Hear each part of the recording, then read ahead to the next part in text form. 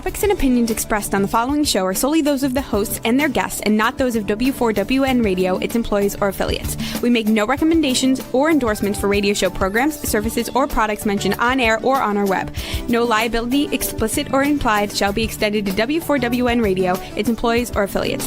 Any questions or comments should be directed to those show hosts. Thank you for choosing W4WN Radio.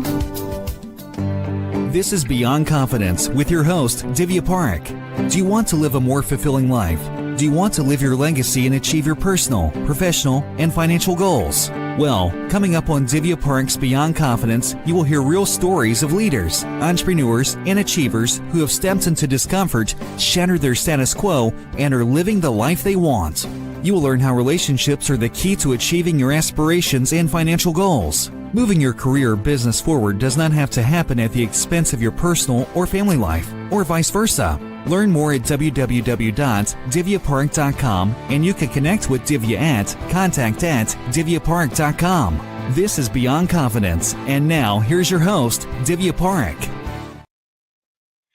Good morning, listeners. It's Tuesday, and excited to be here with you. So it's just beautiful. And what I want to share with you is that we have a fabulous guest today. And I'll be talking about the kindness circle somewhere in the middle of our conversation. And so be on the lookout for that. And also, I want to thank each and every one of you who have got our books, Expert to Influencer, Entrepreneur's Garden, and many others that I've written and co-authored. So really, really appreciate you. For those of you who are still waiting in the wings, please get the books, and I can guarantee you, you will get nuggets. Not only that, but the profits help us out to help entrepreneurs all across the globe through kiva.org. Welcome, Karen. Thank you so much. It's great to be here. Fantastic. And good to have you. So tell us, do you recall a moment or a person from your youth or childhood who left a positive mark on you? Oh, gosh. I mean, the people that come to my mind are my mom and dad. You probably get that answer a lot, but I can definitely say, I mean, there are other teachers and influences I've had in my life, but my mother and father, who are still alive, they're in their 80s and they're doing great. So I still have, many conversations with them throughout the week. It's kind of funny because a lot of my business development and my entrepreneurship comes from my father, and my mother will say, "Oh, I see so much of your father in you." And then when I talk to my dad, I have a very big creative side, and that comes from my mother. And he'll say, "Oh, I see so much of your mother in you." So they see each other in me. And I definitely, when I reflect on my own background and skills and superpowers, I can definitely connect it to them. So as you were growing up, what dreams did you have? What did you want to become? Well, I can definitely say it was different than what I'm doing, and what I'm doing is perfect. So I just share that because I know a lot of times people may grow up with a certain vision that might not actually even be something that they want. It might even be something that they believe they have to pursue because of what they've been told or how they've been raised. And for myself, I envisioned when I was younger, I would go to college, I would get a good job, I would get married, I would have a family, and I would work in a job for somebody else, probably for my whole life. And that is definitely not what I'm doing. I did that for a while. I went to college, I went to grad school. I did work in both clinical healthcare and then corporate healthcare for about 20 years. And then I went to a yoga class in 1999, and it changed my whole perspective on what I was supposed to be doing in the world. And while there's a lot that happened after that yoga class in 1999, what I do now and the life I have now, I'm an entrepreneur. I run my own business. I support people all over the world with my teaching methodologies. And I'm grateful for the path I've taken. And at the same time, I would never go back to that other life. It's in my memory, but it definitely doesn't look anything like the life I lead now. Got it. So kind of let's revisit your time during clinical and the corporate healthcare. So while you were working, what would you say were some of the highlights of your career that you enjoyed? Well, I've always been deeply interested in medicine and the body and movement and anatomy and all of the sciences. I was always very interested in that. And I originally thought I wanted to be a physical therapist. So when I went to undergraduate at Boston University, I live in Boston, that's what I studied. And along the way, I decided, I don't think I want to just work with people's limbs. I think I want to work with the whole person. And so my initial clinical experiences were working in hospitals and rehabilitation centers as a social worker, a rehab counselor, a discharge planner. And I loved that. I really thought that was my path, helping people who were injured or ill, helping them reach a higher potential. And I ended up getting recruited to work on the business side of healthcare, and I was really good at it. I was very organized. I could present well. I could sell stuff. I understood software. So I worked my way up the corporate ladder in a consulting firm, and I enjoyed that. I really enjoyed managing a team. I enjoyed helping, businesses reach their goals. I enjoyed the presentation side of things. The one thing that was missing, though, is I didn't always feel aligned with the goal of the company. And that was something that I really aspired to, but I didn't quite know did I just need to switch a job? What was my path to find that alignment? So this is a tough question. It's a what if question. What if you knew what you're doing right now? Do you think you would have left the corporate life earlier than when you left? I don't know. I mean, I probably would have. I don't know if that's the answer you expected, but I probably would have. The spark that really lit the flame was going to a yoga class. I had never gone to a yoga class before. And because of my medical background, my clinical experiences, my experiences on the business side of healthcare, when I went to take a yoga class, it was this perfect blend of all these different things I had done. But for that class, I probably didn't even, this was 1999 when yoga was not as popular as it is in the United States. And I really had just experiences in the gym. And so when I saw this person teaching this yoga class, and I saw it was this whole blend of movement and psychology and empowerment and confidence building, I thought, this is what I want to do. And honestly, if I had been exposed to that earlier, I probably would have left earlier. So that is a very insightful statement. There's so many clients who kind of come to me as I do leadership and executive coaching. They will say that they want compensation. And a lot of millennials and Gen Zs are quite a bit of self-starters. They want compensation and they want meaning as well, because they're very much aligned. Like, I've got everything. I've risen to the ladder. I'm in the management, but I'm finding that something is lacking. What would you tell those millennials and Gen Zs how to blend the two? Yeah. Well, I can approach it from the practical day to day, and I can approach it from sort of the spiritual or heart-centered approach. Let's start with the spiritual or heart-centered approach. I think it's important for people to identify what their vision is for their life, and that's usually connected to their values. And it's difficult sometimes to feel connected to a company's mission if you don't actually know yourself. What's important to you? What are things that you value? And in those values, that helps define who you are.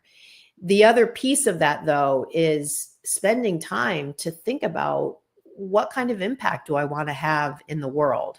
And a lot of times we get caught up in the day-to-day and we lose sight of, kind of the Stephen Covey, begin with the end in mind kind of mindset.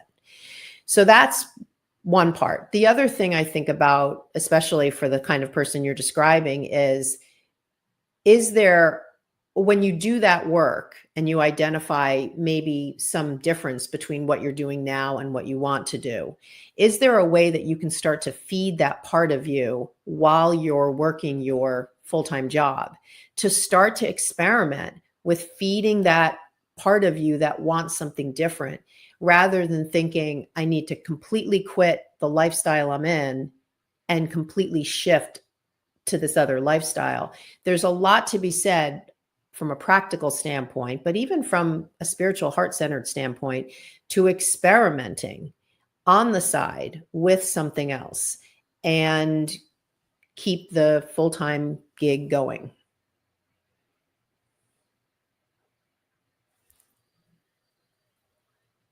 Yeah, I can't hear what you're saying.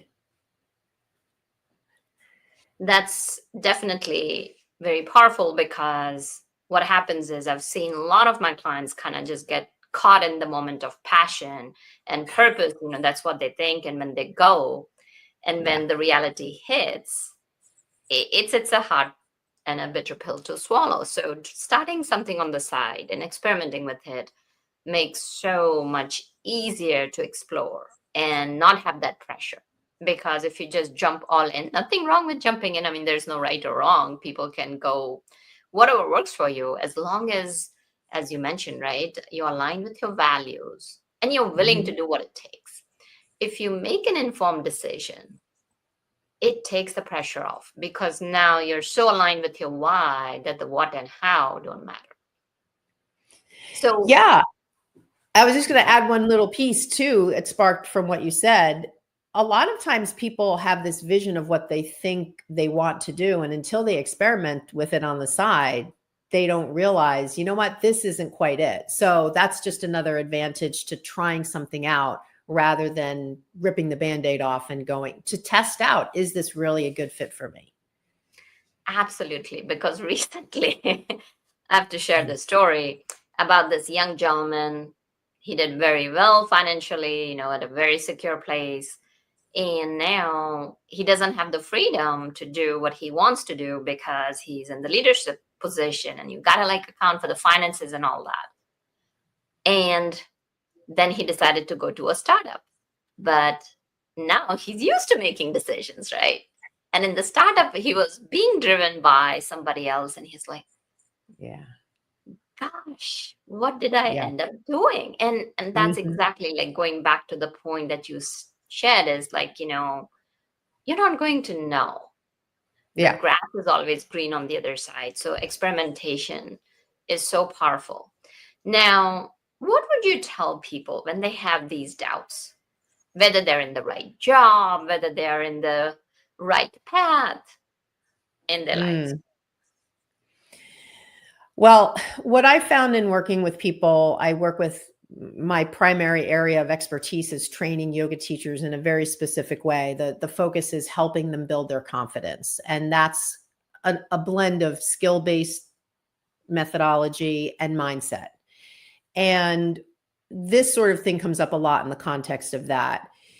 What I've found in working with people, and this even harkens back to when I worked as a social worker and a rehab counselor, is the beliefs that we have about ourselves often drive the doubts we have. And oftentimes the beliefs we have about ourselves aren't necessarily something that we created. It's something that was born out of maybe a negative experience we had or something we were told. And so in a way, there's sort of a reclaiming of your power that becomes possible when you conquer a self-doubt. It takes, though, self-inquiry and introspection, and really, I find working with someone, because when anyone has self-doubt, it's sort of this cycle of thinking and acting and being that is hard to break unless you have someone else, not even giving advice or sharing perspective. It's not that. It's about someone else asking you questions about how you're viewing yourself in the world. And without that outside voice, it can be very difficult to break the cycle. It's almost like on a neuroscience level, there's like this sort of loop, this neural pathway that's just ingrained in your brain. And that's why for myself and my own personal growth, I've had the biggest advances or breakthroughs when I've worked with a coach, because it's someone else to ask me questions about how I'm operating in the world. Well, that is so true. And you're absolutely right on that. Because that's the first thing, like when I took my first coaching class, Angela, my teacher, first class, and she said that, listen, just because you're going to become a coach doesn't mean that you don't need growth, that you don't need guidance. Like, you have blind spots today, you'll have blind spots 30 years down the road. Yeah. And so I took that to heart. And even today, I've got my own coaches because who'll set me straight. So it's not just important to have somebody who's going to question you, but it's also about somebody challenging you. Because as you mentioned with the brain, right? Like, we get so caught up in the comfort zone that we don't want to knock on the door of discomfort, and brain loves to avoid the pain. So I want to talk about 6-part framework for building confidence. Do share. Yes. So over the years, when I've been working with, again, it's primarily yoga teachers in my program, I've found that there are different patterns of thinking, different common belief structures that people have. And most of the people I work with are women, and most of them are, I would say, between the ages of maybe 35 and 65. So just to kind of give you an age and kind of an avatar of sorts.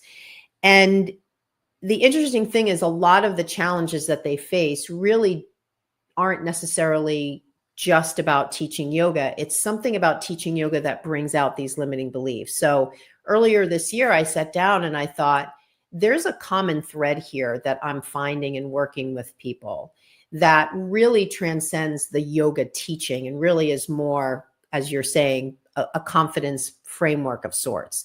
So I started to create, and here's what I came up with. If the idea is to move through your life feeling more confident, what I've found is there's a number of different practices that you can integrate into your life to begin to build and boost your confidence. And I call it a practice because it really is a practice, because every day we might have something that triggers us into feeling less than or feeling like we can't do something. So it really is just like a yoga practice. It's a confidence practice that we're practicing every day to be the kind of person who fill in the blank. So the first part is having some sort of daily yoga or movement practice. And I'm not going to say it has to be yoga. It could be anything. It could be going for a walk every day. There's so much, and I can go into it, but we probably don't have time. There's so much from the perspective of what happens in the body on an endocrine level, a cardiovascular level. So many different systems of the body benefit from daily exercise, and that affects our mood. So if I want to be the kind of person who is more confident, I must have some sort of daily movement practice, not only to affect my inner biology, but also to affect my perception of myself, which is part of how I feel. So yoga or daily movement is one. Number two is experimenting and giving yourself daily challenges.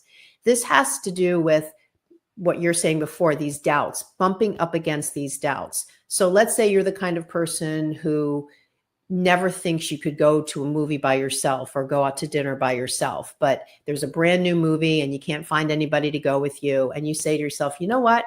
I'm going to go to this movie by myself. And I don't care that it's something I don't typically do. That's an experiment. And in experimenting, we bump up against these beliefs and we challenge them in real life with real experimentation and see what the outcome is. It's not to say we have to have it be a great experience, but just in the act of doing it, we start to chip away and dismantle those beliefs. Number 3 is self-inquiry, being the kind of person who's curious. All of what we're talking about when you were mentioning before, kind of these neural pathways and the brain likes comfort, that's the sort of thing, especially if you want to feel more confident, that can hold you back. So having a sense of self-inquiry where you're naturally curious about what would be possible if I fill in the blank. Number 4 is meditation. And I know people are going to hear this and say, I can't meditate. My brain's too busy. So if the word triggers you. That's very true. As we kind of continue the conversation, I want to kind of take a stop there and ask you. You said that meditation, I can do it. And I hear that from so many different people. What's you said like experimentation and self-inquiry. What would you guide them? What would you tell them? Even if it is like 5 minutes or some tricks of the trade that would help our audience. Yeah. So I would say limiting the time is probably the best thing you can do if the concept concerns you, alarms you, brings up thoughts that you can't do it. So meditation, number 1, doesn't need to be something that's 20 minutes. It could be 10 deep breaths. If the word is something you associate with something you can't do, what if you went for a walk without your phone? Like, what if you drove home from work without any podcast on in the car, any music or anything? Like, what if you laid in bed and the first moment you open your eyes, you just noticed your body? There's other contexts for meditation that don't have to match that person sitting cross-legged for 20 minutes. And that's it's a place, place to start. It's a place to start. And so what I'm hearing is that finding that silence, because I'll share with you, usually I do take my phone with me. I make a point to not look at anything, but sometimes if a call comes through, or if it's the time, I kind of break it out. I break out my walk into like segments that, okay, there are friends, like sometimes you just don't have time to catch up with. So, that time you kind of catch up with them, and then 20-25 minutes is to just commune with nature. So one day it just so happened, like driving my car, and it says that, oh, we cannot connect your phone. I'm like, what happened? Why it's not connecting? And then it struck me, oh, I don't have my phone with me. So it was my first instinct. It's amazing. Like, even though I'm an avid meditator for multiple years, and still my first instinct, how our brains are trained, was like, oh, let me go back and get my phone. And then I said, you know what? This is such a good experiment. I'm just going to go. Yeah. And it was very interesting to see how many times, as I'm walking, like it has just become a habit. You just kind of check where the phone is in your pocket, or like I don't know what is it called, that the belt or the little pocket thing that you kind of put it on your waist when you're going out with you to put in your phone and your keys and all of that. So that was very interesting. And now I just kind of do it. I do have the phone. I leave it in the car. And sometimes I'll take it, but I make a point not to just touch it. And it's amazing how we can train our brain and become comfortable with it. Yeah, I think, again, as a yoga teacher, I can say silence is probably one of the most powerful spaces for people to be in. From a nervous system standpoint, we're constantly stimulated with so much noise. and so much stuff that to simply be in silence is, for so many people, something they very rarely experience. And whether it's by happenstance, like what you describe, or whether it's something that maybe they don't have control over, like they're sitting in a waiting room in a doctor's office, or they come to a yoga class and the teacher's not using music and there's a few minutes before class where the room is quiet, it can have such a profound effect on the nervous system, on the body, simply because it's just so different from what people typically experience.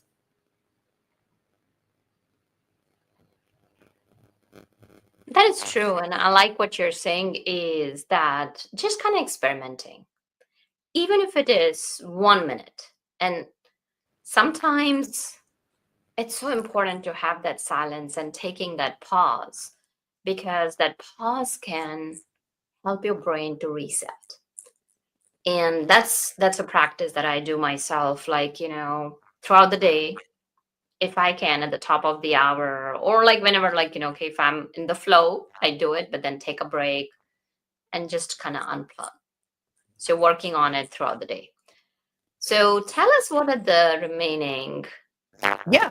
So number 5, there's 2 more. Number 5 is just very a quick check, like could you kind of check, like your mic is just having a lot of disturbance. Oh, okay.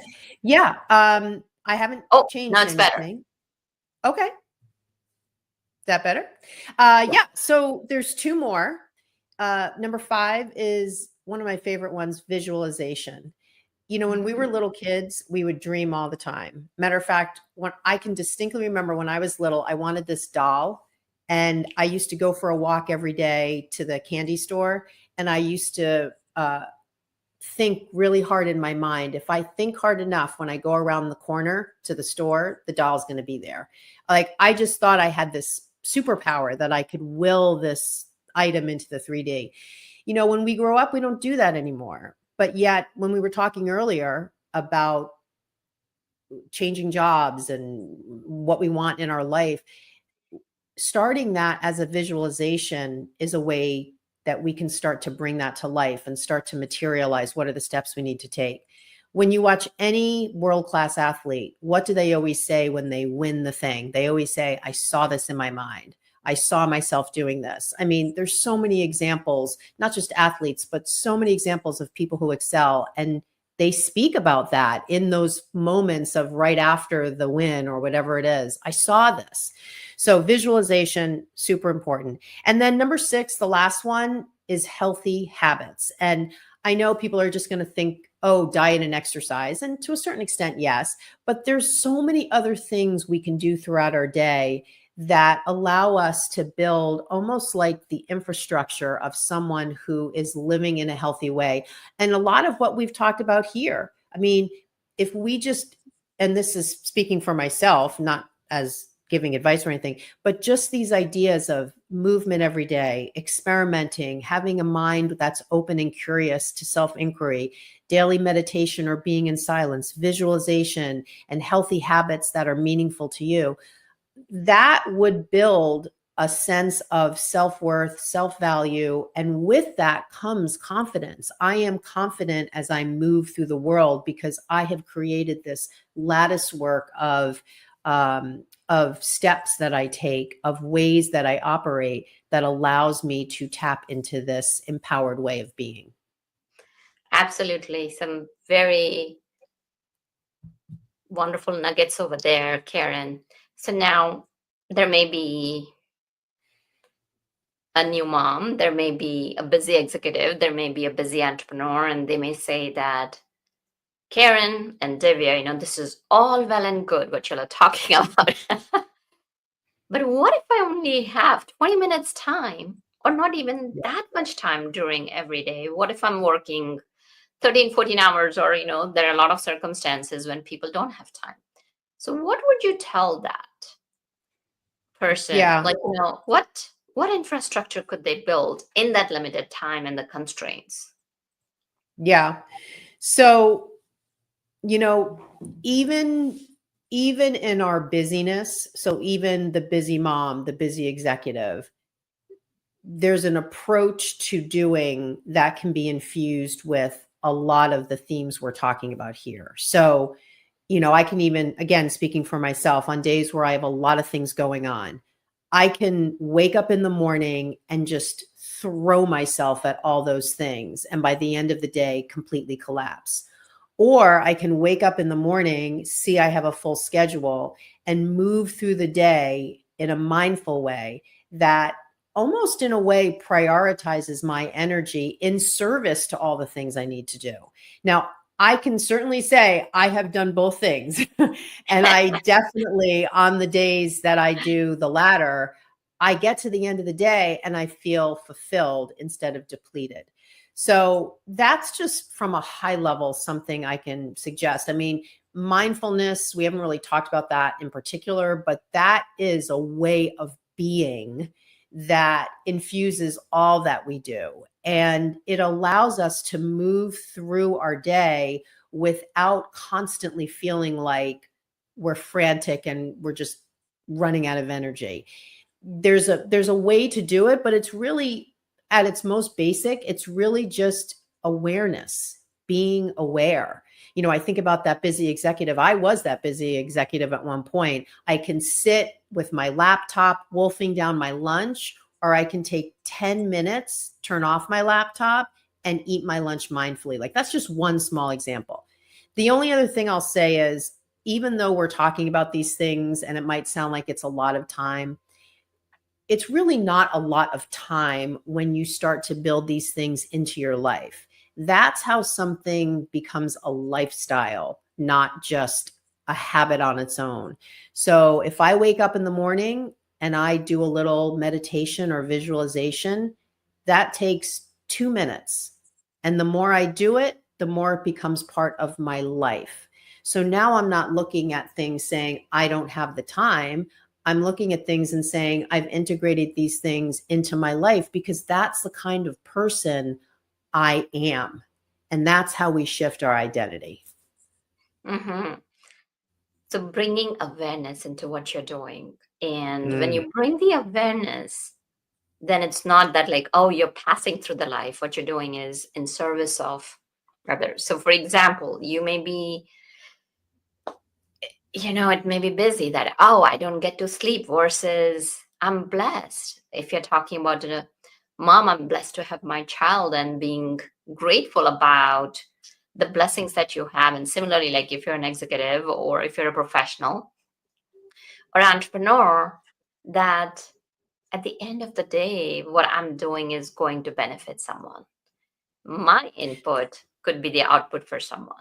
And then that's being in service really, really hits home. Yeah. And I mean, there's even science around gratitude and tapping into gratitude and how that affects our cardiovascular system, our endocrine system. And at the same time, I don't want people to hear that and think, I don't even have time to be grateful, or of course I'm grateful that I have a baby. How is this going to help me? So I totally support anything any of us can do to tap into gratitude. And at the same time, I also appreciate that people are stressed, people are tapped out, people are super busy. I do think about moms a lot because I think being a mother, especially if you're a mother that works, but even if you're a mother that stays home, that's a very unique role where you're always putting yourself second or third or fourth, depending on how many kids you have.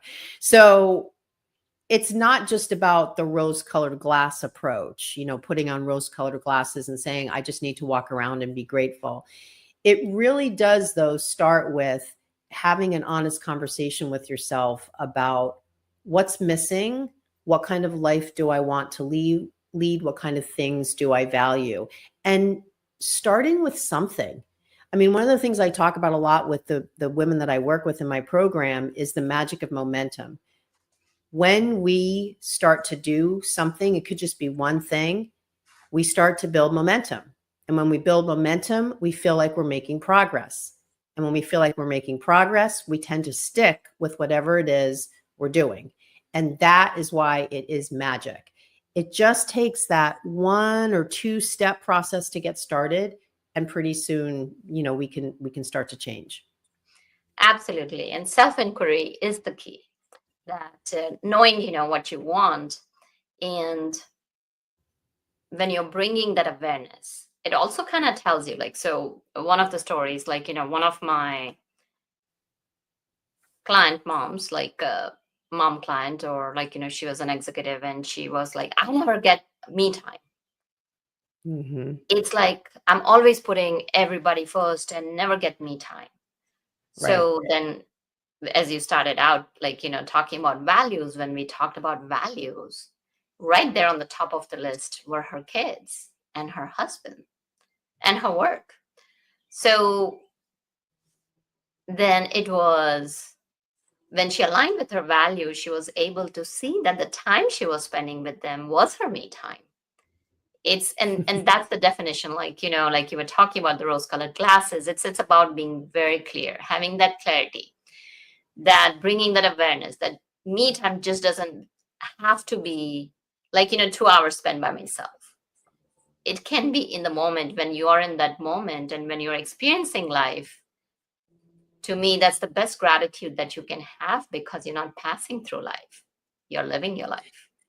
Yeah, very much so. I mean, similarly, I've worked with women who want to enroll in my program, and then they'll say, oh, but I can't spend the money on myself because I could otherwise be doing something for my kids.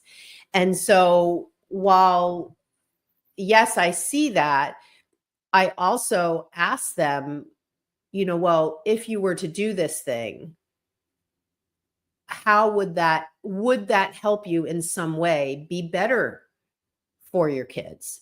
And for a lot of these women, the fact that they haven't really invested in themselves from a time or some other perspective for a long time, to think about doing that actually helps them realize that it would make them better for their family, because now they're feeding a part of them that maybe hasn't been tended to for a long time.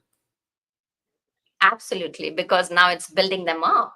And it goes back to, I think, so one of those Zen stories, that when your cup is full, then you can pour for somebody else. But if your cup is empty, you can pour from it. So investing in oneself is such a powerful thing. And that goes back again to finding your values and finding even that 20, 25 minutes of time, or even 15 minutes of your time. And then once you get started, you have the momentum. So how can people connect with you? Where can they reach you? Yeah. So my website is barebonesyoga.com, just like it sounds, BARE, bonesyoga.com. I'm on both TikTok and Instagram, same thing, and Bare Bones Yoga. And I do have a podcast. And of course, most of my content is directed towards yoga teachers. So if someone is watching, listening, that is a yoga teacher, you're going to find a lot there for you. And at the same time, a lot of what I share is about mindset and confidence and personal development. So there's always content there as well for people who are not yoga teachers. Would you like to share any last thoughts with our audience? I guess the final thing I would say is to believe in yourself really starts on the inside and has nothing to do with anything you're seeing or comparing yourself to anybody else. And that we all have such amazing potential, and tapping into it really is our birthright, is to be out there in the world in as bold and as confident a way as we can be. That is, you don't need anybody's permission to do that. That is 100% absolutely what you were born to do. Thank you so much, Karen. Thank you everyone for joining. And thank you, Juan, for making the show technically possible. Be well. Thank you. Until next time. Thank you. Thank you for being part of Beyond Confidence with your host, Divya Parekh. We hope you have learned more about how to start living the life you want. Each week on Beyond Confidence, you hear stories of real people who've experienced growth by overcoming their fears and building meaningful relationships. During Beyond Confidence, Divya Parekh shares what happened to her when she stepped out of her comfort zone to work directly with people across the globe. She not only coaches people how to form heart connections, but also transform relationships to mutually beneficial partnerships as they strive to live the life they want. If you are ready to live the life you want and leverage your strengths, learn more at www.divyaparekh.com. And you can connect with Divya at contact@divyaparekh.com. We look forward to you joining us next week.